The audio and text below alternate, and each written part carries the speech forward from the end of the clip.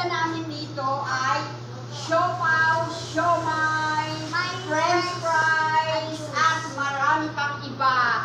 Iniisip pa lang o pinaplano pa lang nila kung ano ang kanilang mga ititinda, lalo na sa next school year kasi talagang araw-araw na yon may pasok ang mga bata. Sa ngayon kasi, walang pasok lagi. Minsan, 2 hours, 3 hours, tapos konti lang ang estudyante. Kaya ang aming negosyo ngayon ay hindi pa masyadong nagliklik. Pero open na kami sa aming pangdagdag kita sa aming sari-sari store. Ang aming mga customer ay umalis na, bumaba na. Kasi maingay yung mga bata. Tapos yung isa namin food cart ay ito.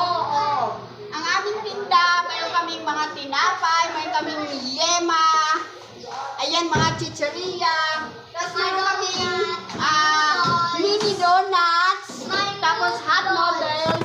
Tapos yung iba, pinaplano pa lang nila kasi lahat talaga ititinda, lalo na ang mga favorite ng mga kids. Ito ang aking mga customer, ang aking mga apo na magaganda.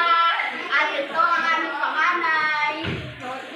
Tingin ka sa camera yon. Kaya masaya kami ngayon kasi open na ang aming, ano ba tawag namin dito? Hub. Food hub. Food hub yan. Sabi nila, food hub.